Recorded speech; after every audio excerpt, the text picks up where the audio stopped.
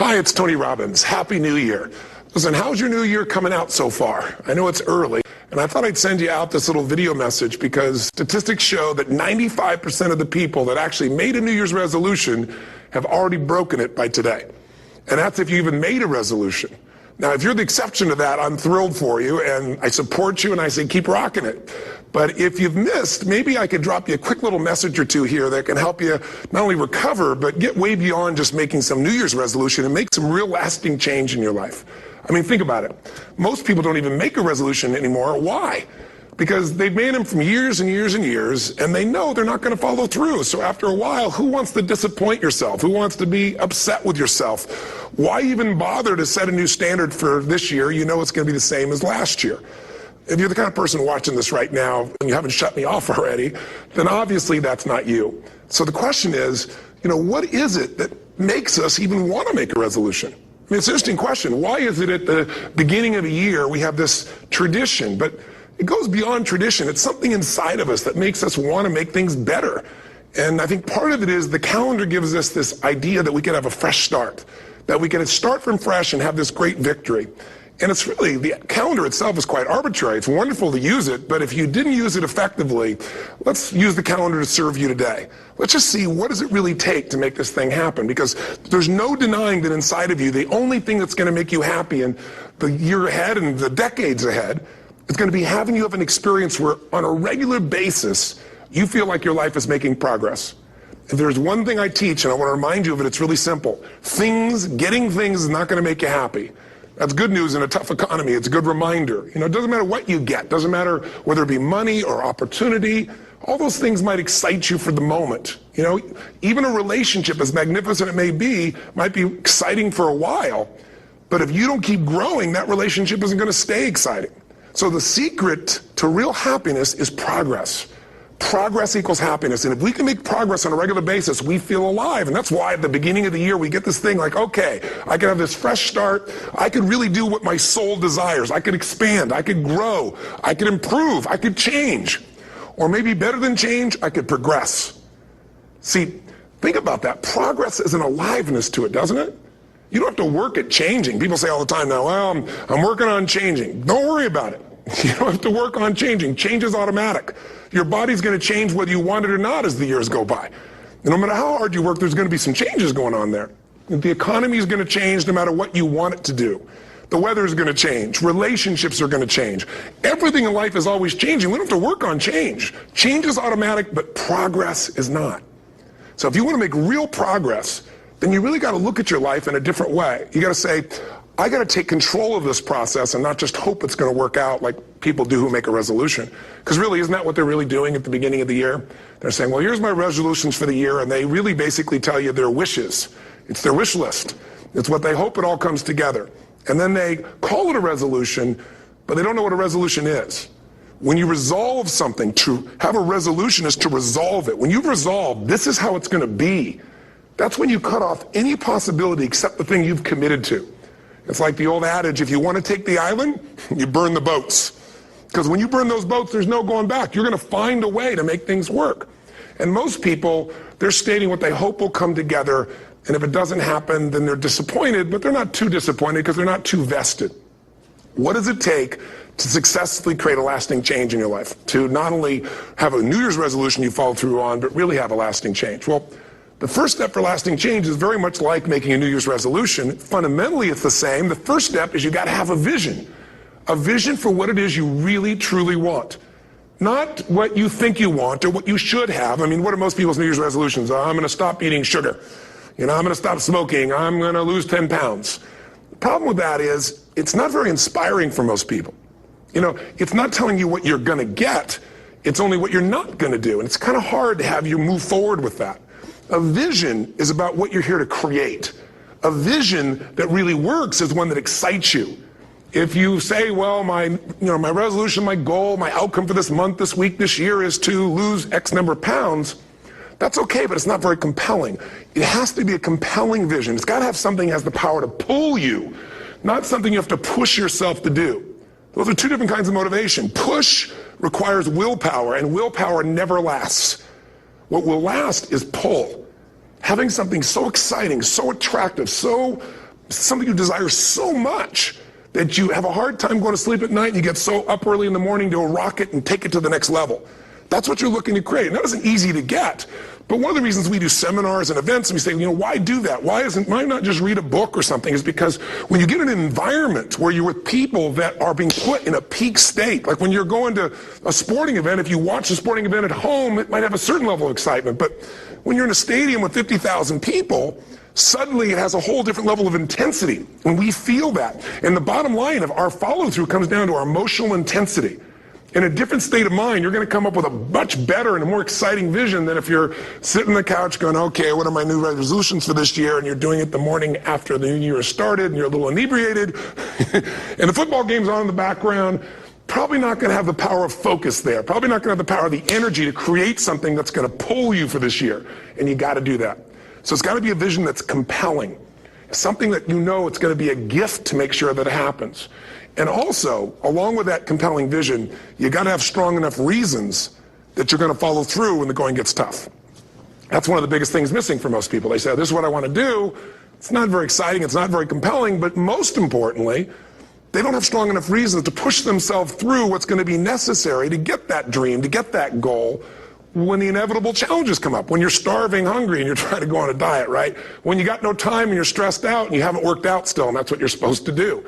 When the economy gets tight and what you thought you're going to do doesn't work, and so you give up on the goal instead of finding another way to get there. You don't let the fear take you over if you've got strong enough reasons. Those reasons can be positive, or those reasons can also be negative. They can be, if I don't do this, this is going to cost me. And if I do this, this is what I'm going to gain in my life. Reasons come first, answers come second. If you get a compelling vision and you got strong enough reasons that will push you through the tough times, you're going to do things other people don't do. Instead of collapsing, even if you get off target, you won't go, oh, I blew it. You'll get right back on target, make the change, make things happen. And I know you've done this in many areas of your life. Just think about it again. I'm not teaching you something really new here today. I just want to remind you of what your soul knows. You got to change, you got to improve, and you got to go through a simple process fundamentally to make that progress. First step, vision that's compelling. Second step, make sure that there's strong enough reasons to follow through. Third step, you got to review it and feel it every day. I mean, anything. Have you ever had this happen in your life? Has there been anything in your life that you've ever wanted so badly? You were so desirous of it. You had such a hunger for it that you couldn't stop thinking about it. Could have been a career move, could have been when you were a kid, a car, it could have been a relationship, it could have been anything, but you were obsessed. You wanted to make this happen. You wanted to attract this to your life. You just wanted something. And you didn't even know how to get it. But it was so compelling to you. You kept thinking about it every day, envisioning it, imagining it, feeling it. And then stuff happened. And suddenly you started to attract people or situations to your life, and it just came together. Like, you didn't even have a total plan. It was just that it was so a part of your focus with so much intensity and emotion so often that it sensitized you to notice anything that could get you there. There's a part of your brain called the reticular activating system. For short, we call it the RAS. That part of your brain determines what you notice in the world. And it's really important because when you set a goal, when you get really clear on a vision, and there's strong enough reasons, and you review it enough, and it becomes a part of you, that part of your brain says, anything that relates to this, I need to notice. It's like, did you ever buy a certain kind of car, or maybe a certain outfit, and suddenly you see that car everywhere, or those outfits everywhere? Well, you know, the cars were always around, but why do you see it now? Because your RAS knows this is important, this is part of my world now. Similarly, when you really get clear, and it's compelling, and you're reviewing it every day, you've got strong reasons, and you're reviewing it every day, and you're feeling it, the brain becomes incredibly acute at noticing anything to get you to move forward. And so that's the power of this. So, you know, what do people do with a New Year's resolution? They come up with something they kind of want. It's not a compelling vision. They don't really have strong enough reasons, and they never review it again until they notice that they broke what they said they really want to have make happen, because they didn't really resolve. If you resolve, you got the vision, it's compelling, you review it daily, and you feel it, you envision it, and you experience it. Simple as it sounds. Now, ultimately, what is this really about? Ultimately, if you're going to have lasting change in anything, you're really talking about just raising your standards. I mean, I always tell people, if you want to know how to change your life, I give it to you in 3 words, boring as it sounds: raise your standards. And what does that mean? Corny as it sounds. Raise your standards. Oh, thank you for the breakthrough thought, Tony. I'm glad I wasted my time watching this little email with you. But think about it. Lasting change is different than a goal. You don't always get your goals. but you always get your standards. Maybe it would help you is to think about it this way. I try to explain standards to people with a different set of words. Think of it as everybody in life gets their musts. They don't get their shoulds. Like, think about it. Most people have a list of shoulds, don't they? Don't you have a list of the shoulds, things you should do, you should follow through on? I should lose some weight, I should work out more, I should make more calls, I should respond more rapidly to my email, whatever, you know? I should get into the office earlier, I should be, more confident, whatever your should list is. People love to have their should list be met, but it's kind of like New Year's resolutions. If it does, it's really exciting, but if it doesn't, which is most of the time, it's a little disappointing, but you kind of know it's not going to happen. But when you decide something is a must for you, an absolute must, when you cut off any possible, you just say, I'm going to find the way or I'm going to make the way. Human beings, when they resolve things, when they make a real resolution inside themselves, which is they raise the standard and they make it a must, they find the way. Think about it in your own life. Haven't you had some area of your life where you raise your standard and your life has never been the same? Maybe at one time in your life you smoked cigarettes, or you did something and you did it for years and you kept trying to change it and kept telling yourself I should. And then one day something happened. Something just clicked you over. Something took you over that kind of tipping point. And inside yourself you said no more. And it was a very, very different experience, wasn't it? Something inside of you shifted and what was a should became a must, and you've never gone back. Is there an area like that in your life you can think of? Again, did you ever smoke cigarettes? Did you ever eat a certain way, drink a certain form of alcohol, and then finally say no more, and you just don't go back? And notice this, it doesn't really take any willpower anymore. Because somewhere when we make this click, when we make something a must, we attach ourselves to it. It becomes part of our identity. And one thing I've learned in the last, 33 years of working with people from now over 100 countries, 4 million people, is human beings absolutely follow through on who they believe they are. If you said to me, well, I'm really going to work hard to stop smoking, but I've been a smoker my whole life and I am a smoker, I know your days are numbered. You're going to be back smoking cigarettes again, because we all act consistent with who we believe we are. I tell people the strongest force in the whole human personality is this need to stay consistent with how we define ourselves. If you define yourself as somebody who is really conservative, you're not going to be crazy and act nuts unless you're really drunk or something, and then you can say it's the alcohol, when it's really just you finally getting permission to be yourself. The alcohol is your excuse. If you're a really crazy person, you act crazy, outrageous, playful. You don't act conservative because that's not who you are. Very often people say, well, I can't do that. I'm not that kind of person. And I always say to people, really, when did you define yourself? I mean, really, how many years ago did you come up with what you could and couldn't do in your life? How many years ago? Most people, if they really look at how they're living their life today, it's based on a set of standards, a set of beliefs that they made choices about 10, 20, 30 or more years ago. I mean, very often we made decisions in our youth or very young about what to believe, about what we were capable of, about who we are as a person, and that becomes the glass ceiling, if you will, that controls us. There's a corny metaphor, but it's true. I remember one time I was with my family at the circus, and there was a person there, and they had this big, giant elephant. And you look at this elephant, and they take this little rope, put it around the elephant's neck, and they drive this stake into the ground. And I mean, you look at this, and you know that elephant could rip down the entire tent with almost no effort. And yet, the elephant doesn't struggle, doesn't try. Why? Because the elephant's conditioned. And they take that elephant, condition the elephant when it's a baby elephant. That's how they train him. When it's a little baby elephant and it doesn't have the power yet, they put a big rope around it and they drive this huge stake in the ground, and the elephant fights and fights and fights. And one day, finally, that elephant decides, I'm not capable of pulling this out. And once that becomes the definition of an identity of anyone, an elephant in this case, they don't even try anymore. It's just who I am, that's how it is, that's just the way it is in my life. I'd like to ask you to take a look at any place you've got a limitation and ask yourself, when did I decide to accept that limitation? And you may not even see it as a limitation. You might see it as just that's who I am. But so often in our lives, we've adapted to be a certain way so that we don't fail or so that people will like us or respect us, but it's not necessarily who we are. Joy comes when you're spontaneous It's really hard to be truly happy when you're not being yourself. And most of us have no clue who we are. And so a big part of my work, if you've ever been to an event, you know, is to get people to do things spontaneously without thinking, because that's when the real you shows up. That's when the energy comes alive.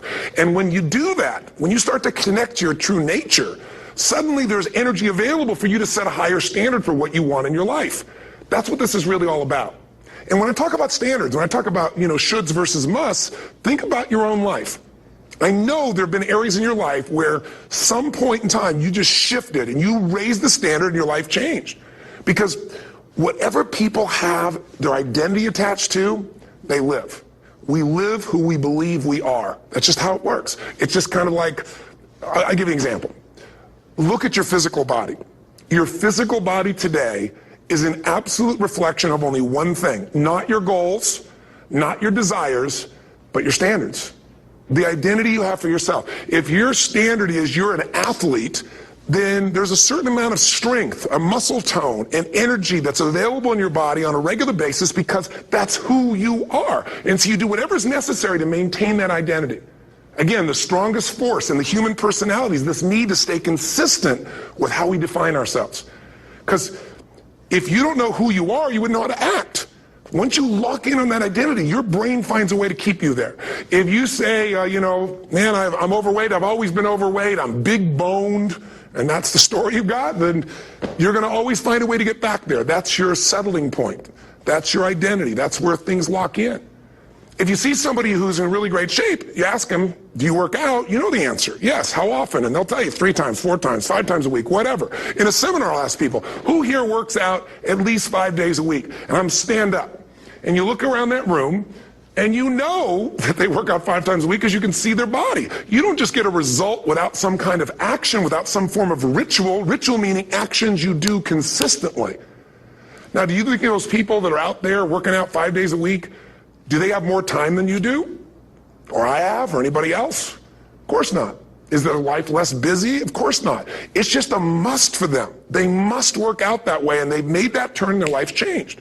So I'm not saying you have to work out 5 days a week. I'm just saying whatever you really want, wants don't get met consistently. Standards do. Whatever you identify, this is who I am. And so it's not so much about changing your identity as there's expanding it. You know, deciding that, you know, instead of your goals to lose 10 pounds, which is not compelling, what if your vision was to get back to my fighting weight?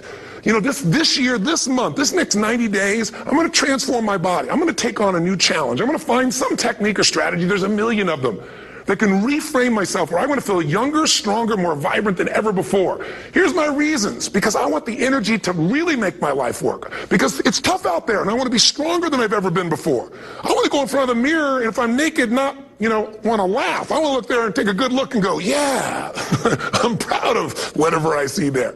Whatever it takes, something's going to make you laugh, smile, something that's going to tease yourself, but something's going to move you to another level. If you identify yourself in a new way and you own that every day, and that becomes the standard of how you live, you'll find the way to make that standard real. Money's the same way. Think about it. It doesn't matter what's happening, quote unquote, in the marketplace. People that make money find a way to make money no matter what, don't they? I mean, most people's standard is to pay their bills. So that's what most people find a way to do, even when economic times get tough. Most people, if that's their absolute standard, they find a way. Some people's standard is pay their bills most of the time. And so most of the time they do. Some people's standard is not just to pay their bills, but to take care of their family and maybe even some of their friends. And they find a way. In fact, you know, some people may be in a family where they don't have enough money. They barely have money to pay their bills. They work their guts out. And then somebody, their mother, their father, somebody else, their sister gets ill, and there's not enough money to take care of it. Nobody else has money in the family. They don't either, but they find a way to get that money to take care of their mother or father, don't they? And pay their bills. They never could do it before. Why? The situation made them raise their own standard. And not everybody does that. Somebody else in the family might have money and still not take care of their mother. It all comes down to the inner game, my friends. Changing your life is a change in the inner game. The outside world you can't control, but you have absolute control over this one if you learn the dynamics of what shapes you. And identity is one of those simple, clear, fundamental basics that if you start to shift it, everything else will shift in your life as well. Some people, by the way, have to have more than enough money to do what they want, when they want, where they want, with whomever they want, contribute the way they want. And if that's their must, they find a way. I know that sounds overly simplistic, but it's true. You know, somebody once said you could take all the money in the world out of the hands of everybody, out of all the wealthy people in the world who are really successful, give it to other people. It wouldn't take too long, those people would have it back in their hands. It's not because they're manipulative, it's because they have a standard. Some are manipulative, don't get me wrong, but they got a standard of what they're going to find a way to make happen. I'm just simply saying to you, take those 3 magic words and live them. Raise your standard. And if you really want to do it, then I'll tell you the most important secret. Have you ever done this? Have you ever told yourself you're raising your standard? Okay, I'm going to go make this happen. I'm going to go make this much money. I'm going to transform my kids. I'm going to create the ultimate relationship in my life. I'm going to transform my body, whatever it is. And then you don't have strong enough reasons and you don't use it. You don't follow through. It's because you didn't back up your standards with what makes those standards real, and that's rituals. Rituals are where the power is. Whenever we do our Robbins results coaching, and we say Robbins equals results, the way we get results with people, it's the same way if you listen to my Ultimate Edge program, or back in the old days, Personal Power, or if you went to one of my seminars. You know what I do is I take these huge challenges you got, and we break them down into little bite-sized steps. Little things you do each day that after you do them, you get so much momentum that it's easy to succeed. You're not overwhelmed. You have these victory day after day after day on little things. If you went to Ultimate Edge, I'm sure you learned about the hour of power, or the 15 minutes to be able to be fulfilled, or 30 minutes to thrive, where you literally just condition your body and emotion with a couple little rituals. So it doesn't matter what's going on in your world. You feel that strength, and it's not fake. It's not some pump up. It's coming from inside you, and it works. Rituals define us. See, all the results in your life are coming from your rituals. They start with a standard and then have rituals that follow it up. Like, for example, if you are where you want to be physically, you have very different rituals than if you're not where you want to be physically. If you're overweight, you and I both know you got a different ritual than if you're physically fit. Completely different. You get up in the morning, what's the first thing you do if you're fit? Your shoes are there, you roll over. Doesn't matter how you feel, you put on your shoes, you lace them, you start walking, or whatever that ritual is. If you're overweight, you roll over and you have a very different ritual. You might roll over several times to turn the alarm clock off. You go in and get your mocha, smocha, whatever, special coffee. You stop by at Starbucks, whatever the case may be. You have your nice sugar muffin. It's supposed to be really nice for you. Whatever you do, it's a different ritual. If you have a great, passionate relationship, you have very different rituals in how you come home than if you have a lousy relationship. When you come home and the first thing you do is you're tweeting somebody, or you're emailing, or flipping on the news, or you don't even come home. What are the rituals? Whenever I study people that are successful, what I look for is what's the standard they hold themselves to, and then what are all those little rituals that add up? Because think about it. Success and failure are not giant events. They don't just show up. You don't just suddenly become successful or suddenly have this cataclysmic event that makes you fail. It may look that way, but failure comes from all the little things. It's failure to make the call. It's failure to check the books. It's failure to say, I'm sorry. It's failure to push yourself to do things physically that you don't want to do. And all those little failures day after day come together until one day some cataclysmic event happens and you blame that. That event happened because you missed all the little stuff. Do you agree with me? And success, by the way, is not some overnight event. It's all these little things. Success is having a vision. Success is making it compelling. Success is really seeing it and feeling it every day with strong enough reasons. Success is feeling the sense that I'm here to grow and I'm here to give something to the world more than just myself. Success is caring about other people. Success is calling and saying, I love you in the middle of the day for no damn reason. Or sending a note. That'll change your relationship. Have a ritual of something funny, playful, or a surprise you do. How many relationships are dead today because they have no surprise rituals anymore? You need to have some rituals, some cool things you do that nobody else does that gives you a better life than anybody else has. All the little stuff. That's where success comes from. In business, it comes from delivering more than anybody could imagine. All those little things add up. People go, wow, that's who I want to do business with. It's true in any area of your life. So if you look at somebody who's really successful and you think, wow, they're so amazing, they're such a genius, you got to dig underneath and you got to remember something. People are rewarded in public for what they've practiced for years in private.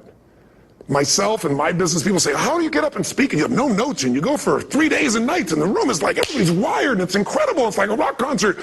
How do you do that? How do you have that confidence? Well, it's not confidence, it's experience now. But I did so much behind the scenes, and I still do, to make things right. I mean, how many people would know that since the time I was 17 years old, before I walk out on stage, still do to this day, wouldn't need to do it, but I still do it, I never walk out there without being in an absolute peak state of mind.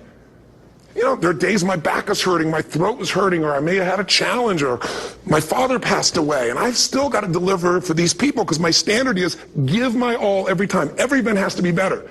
Talk to anybody who's been to our events for 5, 10 years, some of our trainers, and they'll say, I don't know how he does it. He always finds a way to make it better. That's not an ego thing. That's a standard in me. I have to find the way. And my ritual, though, is I prepare, I think, I gather new information, I figure out how to put something across better. What do people need? I spend time with our customers. I see what's going on. And before I get on stage each time, I have this little ritual to put myself in a state of mind. And I did it starting like 17 years old. I started doing it. I'd say, I now command my subconscious mind. And I say this out loud several times, this little phrase, set of phrases, as an incantation to kind of condition my mind and body. And I'd say, I now command my subconscious mind to direct me in helping as many people as possible today by giving me the strength and the emotion and the humor and the brevity, whatever it takes to show this person and help this person change their life now. And I started that with a person when I worked with people one-on-one, and I would do that for 45 minutes driving in my Volkswagen to go serve and coach somebody for the first time. Now I don't say that person, I say these people, and I can go out in a room of 10,000 people and deliver for 50 hours, and I do it every time I come back on stage. It's a ritual to go into peak state. Peak states don't just show up, they don't interrupt you. Great ideas don't interrupt you, you gotta pursue them.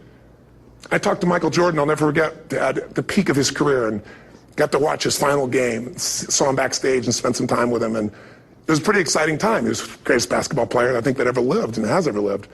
And I asked him, I said, what sets you apart, Michael? What is it? And is it God-given talent, ability, skill? What is it? And he said, Tony, he said, I can shoot you straight, and it's not, me trying to act humble. He goes, I have a lot of talent, a lot of God-given talent, a lot of skill. I've worked really hard. But he said, really, it's my standards. He said, every day I demand more from myself than anybody else could humanly expect. I'm not competing with somebody else. I'm competing with what I'm capable of. Magic formula. Because most of us lower our standards. Why? Because who you spend time with, my friends, is who you become. One of the biggest reasons I started going to seminars when I was like 17 is I had nobody around me as a great role model. I could read about somebody, but being around people, being in that environment was very different. Finding a way to go to work with someone who lived that standard of life was very different. You get around people with low standards and you compete with it. You don't need to compete with it. It's like, okay. Remember Jerry Springer? I don't know if he's still in the air, but I remember he used to get people on the show, and I thought, where would he find these people? And why would people watch? I'll tell you why they watch. They watch these people and go, my life's still pretty darn good compared to that person. Look at them. You don't have to change your life. All you have to do is find somebody with a lower standard, and you'll feel good about yourself. But if you feel that good feeling, it's an illusion. The only thing that's going to make you happy, my friend, and this year or any other, is to step up. It's to raise the standard. It's to discover what you're capable of and feel that incredible power of pushing through whatever's holding you back and get to the other side of more of your true self. That's what this game's all about. And look at the best in the world in anything. Tiger Woods, what's his vision? To win golf tournaments? No, to be the best that ever lived. That's his goal. That's his vision. But here's what's interesting. He backs it up with rituals. If you just have a vision and you don't have the rituals, stop lying to yourself. His rituals are, he started doing things nobody did before. He went and started lifting weights. Golfers lifting weights? No way. He went out and he changed his swing when he was the best in the world because he realized in order to be the best that ever lived, he was going to have to change his swing. If you know anything about golf, you don't change your swing when you're the best. And he went and retrained himself because he has different rituals than other golfers. Now many people are modeling his rituals to get better. It's amazing. You look at somebody like Michael Phelps, the 2008 swimmer, won 7, only 2 people, I think, in history, if I remember correctly, that have gotten 7 gold medals in one session. And here's a guy, he's got number 6 under his belt, and he's exhausted, and he's going in for that final swim. I'm sure you remember. And how does the guy win? By 1/100th of a second. Do you think that was some massive skill that got him over the top? Or was it a standard that says, this is who I am? I am the champion. And no one is taking this from me. And somehow in those final milliseconds, 100th of a second, he pushed himself just beyond his competitor. But you know about Michael Phelps? What allowed him to be able to push beyond that moment is his rituals. Go study the guy. Most people who swim have these unbelievable workouts. He does 2 and 3 of those workout sessions a day. All the other swimmers in the beginning thought he was insane. You can overtrain, you can't do that, it's not physically possible. But he had a standard and the rituals to back it up. So here's my final message to you, because I've gotten carried away. I thought I was going to send you like a 5-minute message, but as you can see, there's no script here, just me going a little crazy with you. But I want to really see you get what you want this year. Don't let this year be like last. And if last year was great, still don't let it be that way. Raise the standard. If your life is perfect and extraordinary, you darn well know you're not going to be happy unless you keep making it better. That's what makes us feel alive. It's not what we get that makes us happy. It's who we become and what we're able to give because we become more. That sense of contribution is what creates the deepest meaning. So here's my assignment for you, if you want one. If you want to go from conversation to some action, here's a simple thing to do. What's an area of your life right now that you really want to improve? What's an area that's important to improve? If your body's great, how about your career? If career's great, how about your relationships? Intimate one especially, or your kids, or your relationship with your creator, your spiritual side of your life. Or is it your finances? Figure an area that really matters. Decide on that area. Number one, write down what your life is like in that area right now as specifically as possible. So you might say, well, I'm 13.5 pounds overweight, whatever the weight is, whatever the situation is, or my body fat's like this, or I wake up exhausted in the morning, and you write the truth of where you are right now. So you're real clear. Or I'm not in a relationship. I say I want a relationship, but I'm not in one, and I don't seem to find them. All the good ones seem to be gone is my belief. And I really do want one, but I don't have it. Whatever your definition. Or I'm in a relationship, and God, I wish I wasn't in a relationship. I'm planning my escape. Wherever you are. Or I have a wonderful relationship. We love each other, but there just isn't enough passion. Just write the truth of where you are. The area you want to change, but write how it is. And then the second step is, and this is where you got to be really honest with yourself. What are the rituals that have put me there? Because whatever results you're getting, even if you don't like the results, there's some rituals that are keeping you in that place. There's some rituals of what you eat or don't eat, how you move or don't move, how you sleep or don't sleep. There's some rituals in the lack of variety or spice or energy or focus in an area. There's something you're doing, and it's usually not one thing, it's a bunch of little things that you kind of do consistently whenever you think about getting in a relationship, whenever you think about working out, whenever you think about money. You get yourself in a state of overwhelm. You start thinking about all the things you can't control. Just write down all the rituals you have, and then here's the third step. What do you want? What's your vision? And be really specific. I want to be my fighting weight. I want to be the strongest I've ever felt. I'm going to turn whatever it is, be specific. And then, last step, number 4, what are the rituals that'll get you there? What would you need to do differently each morning if you're going to be that kind of energy, that kind of strength? How often would you work out? What days would you work out? What time? A ritual is something you do consistently, usually at a specific time, so it becomes automatic. Let me tell you something. Willpower doesn't last, but rituals can last a lifetime. I bet you have some rituals in your life right now you've been doing for years, even though some of them don't serve you. I'm just saying, wake yourself up. If you want a new year and a new life, you don't need to start on January 1st. Start today. Start with this little video. And just begin to see what happens and see how easy it is to just do a few little rituals. Don't do them all, just do 2 or 3 new things. And you know what happens? You'll get momentum. Because once you discipline yourself in one area of your life, you feel yourself doing it in other areas as well. And I always say something that my original teacher taught me. I always remind people, there's always 2 pains in life. There's the pain of discipline, or there's the pain of regret. And discipline weighs ounces, as my friend Jim Rohn taught me. Regret weighs tons. You don't have regret. So right now, what do you want to change? What's it really like? What are the rituals that got you there? That'll take a little homework. If you're not sure, ask the people around you. They'll tell you what your rituals are.